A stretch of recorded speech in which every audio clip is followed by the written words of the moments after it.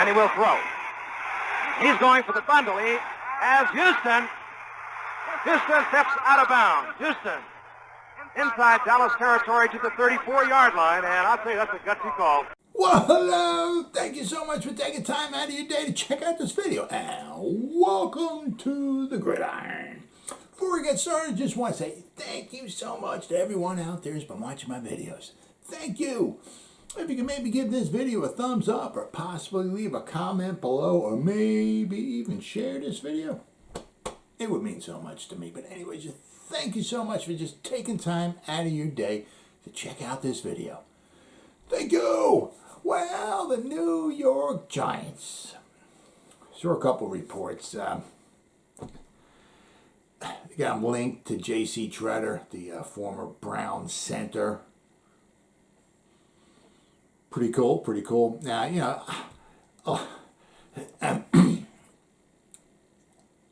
the guys who make these articles, you know, obviously, you know, they just, you know, they put out articles and they got to get views or people reading them and all that and everything. So, I mean, so they put out, you know, stuff like this. Sometimes some of it has a little validity to it, and other times it's just like, you know, just putting out a headline just to, you know, grab some views and, you know, some attention. That's all it is. So I saw a couple articles about the Giants being linked to him, and then also there was a couple.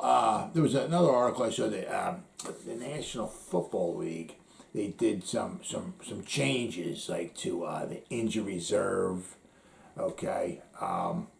So I want to kind of go over that. It's nothing super duper big or anything like that. There's just some changes to the practice squad and the injury reserve.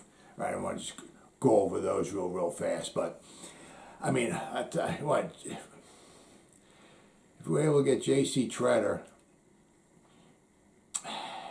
he's on the back nine of his career. You know what I mean? He's not in the front nine. You know, he's like maybe around, there's 18 holes in golf. I'm going to say he's probably around, you know, hole 10, 11, somewhere around there. But he's definitely on the back nine.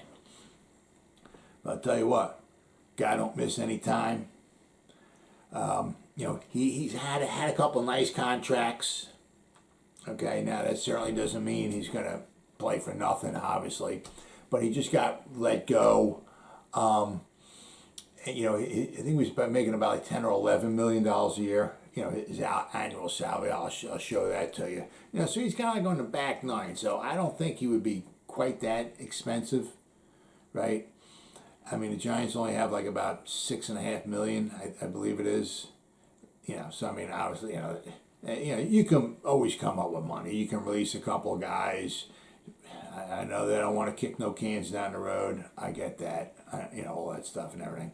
But you could do some stuff to come up with some salary money. But I'll tell you what, boy, I mean, if you know, you got to have Andrew Thomas, Evan Neal, and Mark Lewinsky.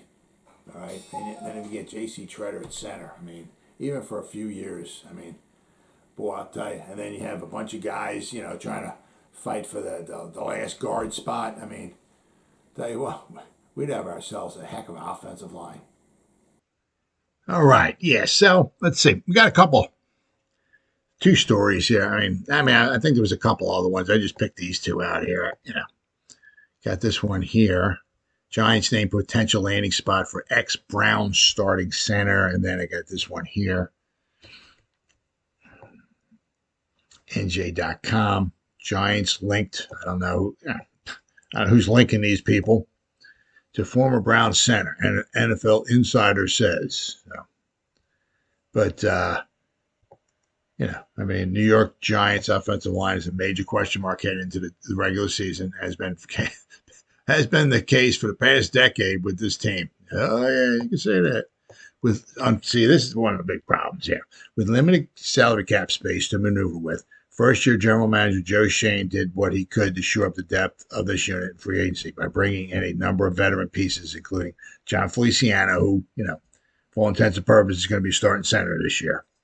Mark Lewinsky, good signing right there. Okay, so now we got the right guard for least a couple years. Okay.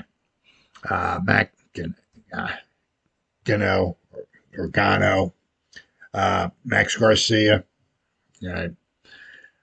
Shane and the Giants then went ahead and selected right tackle Evan Neal at number 7. Okay, and grabbed Joshua Ezeudu, all right, in the 3rd round. So that's very promising. Maybe Ezeudu might become the starting left guard sometime, but we'll have to wait and see. But as the Giants have learned in recent years, you can never have enough offensive linemen, which is why they must continue to survey the market in case of an opportunity arises, right? And it says, one intriguing, boom, name that's still out there, who Bleacher Report's Alex Ballantyne recently pegged as a potential fit for the Giants' free agent center, J.C. Tretter. Tretter started all 80, I mean, he's like an Iron Man, right? All 80 games he appeared, 5 years with the Browns. I think it was like all 80 games, right? He appeared for Cleveland from 2017 to 2021. Last season, he earned a Pro Football Focus grade of 79.4. Very impressive. Across 1,039 snaps logged. That's a lot of snaps, boy, I'll tell you. This was the 5th highest grade of any player on the Browns, all right? But now, see the problem here, okay, is Feliciano, who's played guard for the majority of his career, signed with the Giants in March with the expectation of playing center this season, right? So, however, Tretter would be a major upgrade at the position. Yes, he would be, okay? He would be a major upgrade, even over Feliciano. Center may not be the most valuable position on the offensive line, but it is still surprising that there's a good one at J.C. Tretter still on the market. Tretter's departure from Cleveland had more to do with financials and little to do with the level of his player health. Well, I mean, when you sign Deshaun Watson for $350 trillion a year, yeah, you got to start, jettison some players just to be able to get the guy on the roster. So that had a lot to do with it. I mean, I can't complain him for signing, Deshaun Watson, phenomenal athlete, quarterback, blah, blah, blah, blah, all that stuff and everything. But when you dish out $50 million a year, you can't keep everybody. You just got to start letting guys go. And that's what's happening here. He was the 5th highest graded player on their roster, and he only gave up 1 sack on the season. The veteran center is set to enter at age 31. Okay. But health shouldn't be a concern. He's played in 16 games in each of the last 5 seasons. All right. Tretter has a wealth of experience and bring leadership and solid play to whatever team picks him up. He's a plug-and-play day 1 starter. Oh, yeah. All right. So.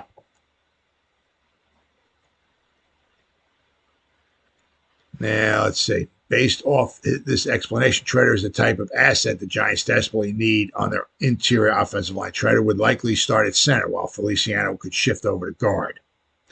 So then he would, he was not shifting over to Glowinski. He would shift over to the left guard. So now, I mean, you got Ezeudu over there. You got Lemieux over there. Then you'd have Feliciano over there. So, right. Center guard Nick Gates underwent multiple surgeries for a leg fracture a season ago, and his status for 22 is still questionable.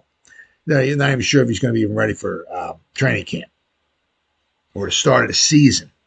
Okay, so we don't know. Guard Shane Lemieux is expected to be healthy, but the 3rd-year lineman is coming off surgery to repair a torn patellar tendon in his knee. By signing Tretter, the Giants would be eliminating a major question mark along their offensive line. I mean, you'd have Neal, you'd have Glowinski, you'd have Tretter, you'd slide Feliciano over there, and you'd have Andrew Thomas. I mean, that would be a nice offensive line. We'd have plenty of depth, lots of depth. I mean, if something were to happen to Tretter, you could move Feliciano into center. Then you could put Lemieux in there, or you can put Ezeudu in. I mean, see, you got lots of depth, right? Why it's unrealistic, right? Which is, sounds a lot like it, okay? Personnel-wise, signing Tretter appears to be a no-brainer for the Giants. However, money will likely nix this idea. So, I mean, if this was maybe next season and we needed a center, Feliciano is maybe gone, and Nick Gates is still kind of up in the air, whatever, this might be a no-brainer for the Giants because next year they'll have money. Right? The next year they would have, they'd have the the two tackles of Glowinski. If they were to sign Treader, all they would need would be the one guard. I mean, they'd have a nice offensive line. According to Overcap, the Giants have around $6.3 million in cap space remaining. So they also have a major hole at the cornerback position after releasing James Bradbury in order to sign a draft pick. So I don't know if they're going to just roll the dice with the cornerbacks they got, because they got a lot of them, okay? But I don't know if they want to upgrade at that position because, Bradbury was a pretty big, got some shoes to fill there, right? The Giants were in better cap situations. Possible that Shane could have brought in Treader and kept Bradbury. But due to having limited financial space, Shane and the Giants are looking to the future ahead. Okay. The only thing here, okay, is that it's a make or break season for Daniel Jones. Treader could help the fourth-year quarterback take the next step and solidify his status as the Giants' franchise quarterback. But again, the Giants lack wiggle room, which means another team will likely be able to swoop in and offer more money to Treader. I mean, as I said, he was. Where are we at? Nope. Yep. There we go. All right. So this year, 2021, for the Browns, he was up there, right? He was base salary last year, 9.1, signing bonus, roster, He made about $11 million. All right. Now his contract, okay, he was making about $11 million a year. Okay, he had his rookie deal. 4 years, $2.5 million. That was his rookie. Then he signed a contract, a couple of years, 3 years for $16.75. So about like $5.5 million a year. Average base salary here, $5.583 a year. Okay, then he signed another contract. All right, and then he's moving on up. 3 years, $32.5 million. So almost average salary, $10.85. Right, so almost $11 million a year. But now he's on the backside, so I don't see him getting quite this much. Anything's possible. The Giants could bring him in, pay him, 5 this year or 6 this year, and then obviously, kick the can down the road and backload it. Where the next couple of years, next 2-3 years, he would go from 5 or 6, and then next year he might get 12, and then he might get 13, then he might get 4, whatever.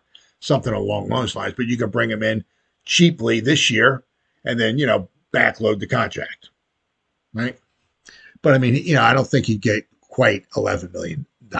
Okay. One thing is that, this is why the Browns released J.C. Treader. J.C. Treader cut saves him $8.235 million. Okay. And as I said, I love Deshaun Watson, phenomenal athlete, quarterback, dynamic, all that stuff. But I mean, when you sign it, I think it's about $50 million, you can't keep everybody. So unfortunately, you gotta let your center go. Now, I mean, this guy's got some nice freaking, I mean, last year, 78.7 offensive grades, run block was 74 point, pass blocking 83.7. I mean, look at this. He gave up a sack in week 3 to Chicago, right? Rest of the season, 0, 0, 0, 0, 0. I mean, look at this. Jesus God, hits. One freaking quarterback hit. What do we got? 587 pass blocking. Almost 600 pass blocking snaps, okay? One quarterback hit. He gave up 8 hurries, so he gave up 10 pressures all year. 1 sack, a hit, 8 hurries. So basically, the quarterback got hit because of him 2 times. He got a hit and a sack 2 times in almost 600 pass blocking snaps. I mean, that's just freaking phenomenal. Almost 84 grade. I mean, but look at the grades he's got here, right? 2021 pass blocking 83.7. 2020 is an 84. 85.5, 85.7, 80.4, 82.5, 83.1. These are pass blocking grades. I mean, my God. I mean, he's on the back now. Yeah, but I mean, he's 31. I mean, he's still got, plenty of gas left in the tank. He's still got quite a few more years left in him. He doesn't get injured. He plays, right? I mean, look at all these. I mean, look at it. Look at these snaps. 1,068, 91, 1,039, 1,192, 1,039, So he plays. I mean, look at these pass blocking grades right here. I mean, wow. I mean, that would be a heck of an upgrade. I mean, I said, then look at John Feliciano, okay, who majority played guard. I mean, what was this last year? I think I had it? Yeah, last year. Okay, last year he played right guard, he played left guard, and he played center. Not a lot of center, okay? 6 snaps, 5 snaps, what I mean? But blocking, hold on here. It changes up here. Offense. It should be the same stuff here, but you know what I mean? Look, 85 snaps against Pittsburgh. My God. But he graded out at 36. I mean, Pittsburgh's got a good front. Then he had a nice game against Miami, but then 59, 59, 64, 49, 50.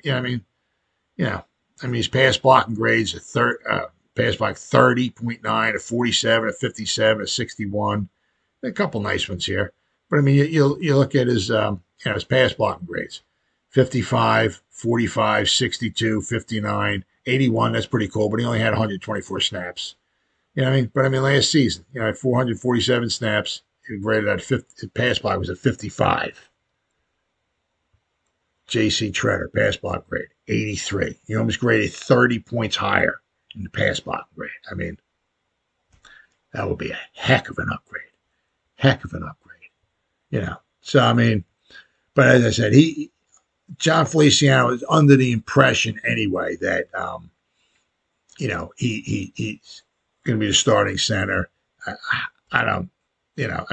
Said he was with Buffalo. He was with Bobby Johnson, Dable, Shane, all that. So, if you bring somebody else in and you piss them off, I don't know if you take it in stride, how he would take it, if whatever. But, I said, I think he came here under the impression that he would quite possibly be the starting center. So, I don't know if they want to go back on their word or whatever, but, so I think all intents and purposes, I think right here, this is going to be our starting center this year.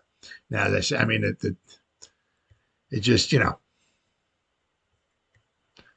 don't, they got Feliciano, and somehow they got Ben Bredesen behind him in the depth chart. I have no idea how, why, whatever. Ben Bredesen's never played center in his life. Then you got Nick Gates. So I said, we don't even know, okay, if he'll be ready for the start of the season. So, there's a couple guys, other guys on the roster who have played center, okay? So I'm not exactly sure what the pecking order is going to be, but apparently John Feliciano is going to be our starting center this year. So, as I said, we're bringing J.C. Tretter in here. Having Andrew Thomas, J.C. Tretter at center, Mark Lewinsky at right guard, Evan Neal at right tackle. Man, that would be freaking sweet. I would love to see that. But unfortunately, I think it's just a wrong timing for the New York Giants in the center position, I think, because, the money. They only have a little over $6 million, and they're going to need it for other expenses. So it'd be cool, but I don't think it's happening. Then anyway, next we got the NFL here. Okay, rules changes regarding practice squad, the injury reserve, and practice structure. I love that, practice structure. Absolute freaking total freaking joke, practice structure. All right. Injury reserve rule. Players will need to sit out a minimum 4 games. Last year it was just 3. Now it's 4. Okay, if they're placed on injury reserve. Additionally, teams can only designate 8 returns from the injury reserve, while any individual player, can be designated to return from the injury reserve twice. However, each designation counts against the team's total number of returns. So basically, theoretically, you can have 4 guys on injury reserve, and that would take up all 8 of your designations. Okay. Because you can have 4 guys come back 2 times, and that would be all 8. So, all right. While this is a significant improvement over the pre-2020, okay, it's a step backward from last year. Okay, so this is why. Last year, teams were allowed to designate an unlimited number of players to return from their injury reserve, and they were eligible to return after only 3 weeks. Now they got to wait 4 weeks. I'm not I mean, who knows why? I mean, next year it could be, now you can do it. It might be an unlimited guys next next year, but you got to wait 5 weeks. I mean, who the heck knows? But I mean, that's just a little something different, right? Last year was an unlimited amount of guys. Now you can only do 8, and they have to wait 4 weeks. So that's a little bit of a change there. Then you got practice squad rules. Okay, now this actually got a little bit better, right? The NFL has expanded the practice squad to 16 players. That's pretty cool, right? They are also able to elevate individual players to the game day roster a total of 3 times over the course of the regular season without them taking up a spot on the 53-man roster, okay? Teams can also have a maximum of 6 veterans with unlimited experience on their practice squad, as long as they have at least 10 players with 9 or fewer accrued games. All right.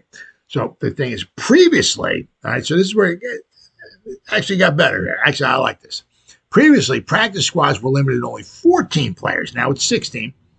And prior to 2020, practice squads were limited to 10 players with no veteran allowances. So, so I like to see that. That's good. I mean, so now you can put more, a couple more guys on there. But, you like to see that. So, as far as the injury reserve, that rule got worse, but the practice squad actually got a little bit better. So, I mean, I guess it kind of goes one way or the other. So now if you got somebody on injury reserve, you got to keep them out an extra game. Okay, so that stinks, but we'll allow you to put an extra player or a couple extra players on the practice squad, maybe to be able to take the person's place who is on injury reserve. So I guess it's kind of like a little bit of a trade-off. All right. Then we got this. I mean, I don't even have words for this. The NFL and the Players Association had previously agreed to a ramp-up period at the start of training camp. I mean, what an absolute. Limited practice to 2 hours in the first 5 days of camp. That has been changed too. On day 2, they can't be out there any more than 90 minutes. And day 3, they can't be any more out there than basically an hour and 45 minutes. And then no more than 2 hours on days 4 or 5. I mean, don't want these guys being out there any more than like 90 minutes. I mean, I've said this on my videos before. I mean, I played football in high school. I stunk. All right.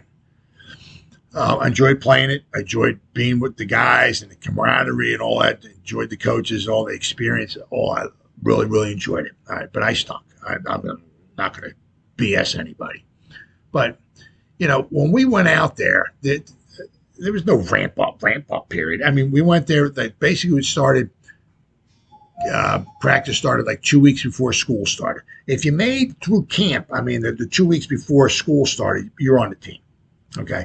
So basically what they tried to do the first 2 weeks before school started, they just tried to weed out the guys who really weren't that into playing football, right?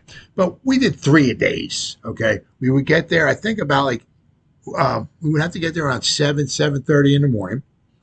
And so I had to ride my bike to school, about 3 miles. And we would practice. We'd get out there about 8 o'clock in the morning. It went from like 8 o'clock to 10:30, about 2.5 hours we're out there practicing. Then we would come in. You could take your jerseys off, whatever. You can sit, you rest a little bit. You can have lunch. And then 12 o'clock, we were back out there again from 12 o'clock to 2:30. So now we practiced for 5 hours. So at 2:30, after practicing for 5 hours, I got to ride my bike back home. I took a shower. I took a nap. And by 6 o'clock, I'd be back. I'd ride my bike back 3 miles back to school again so we could practice again from 6 o'clock to 8:30. Because the end of August here, it was still light out around 8:30 at night. So you could still see what was going on. Not that we threw a ball a lot, but I mean, at least you could see the ball handing the ball off and, and doing drills and running and stuff like that. But we practiced. I don't think we did it on Sundays. I think we might have had maybe like one practice, maybe 2, maybe on Sunday. But pretty much Monday through Saturday, we had 3 practices a day for the first 2 weeks. We practiced like 7.5 hours a day. And, we're out there, we got beer guts, we're smoking, drinking, all this. And we go out there and we're going to practice 7.5 hours a day. And these elite athletes, who want, hundreds of millions of dollars in this stuff. We can't practice any more than nine. I mean, a total, absolute, total freaking joke. I mean, this really makes me laugh. Absolutely, totally makes me laugh. But it is what it is. But I mean, good for them. I mean, if they can get, they're going to make all that money, and they're going to only have to practice this small amount. Good for them. I guess in a way, I'm saying, I guess maybe I'm jealous because I never had something like this. So you see, I mean, the articles obviously intrigue your interest and all that. It's like, what? Who, the Giants? Who? What? I mean, I don't know where they get these. The Giants are linked to so and so. I mean, I don't know where they get this stuff from. But I mean, I tell you what, it would be if Giants had more salary cap room. I could possibly maybe see it happening. But I mean, also they brought in John Feliciano. All right, they told him he was going to be the center.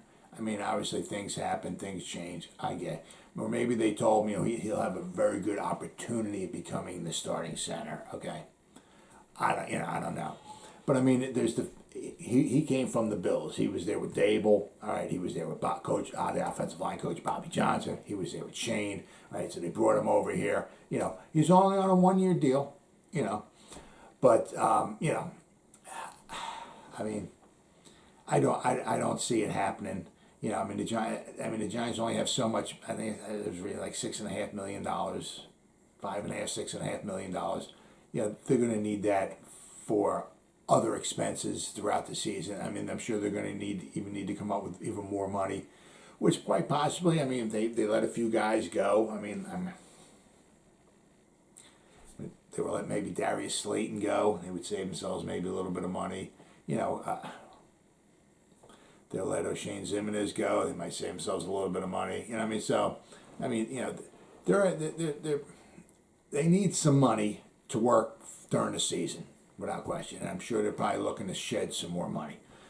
But, I mean, do I think J.C. Treader is ever going to wind up coming? I mean, we would go from a, pretty subpar offensive line to all of a sudden, I mean, like, whoa.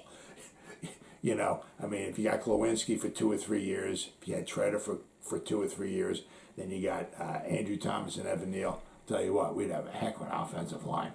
And,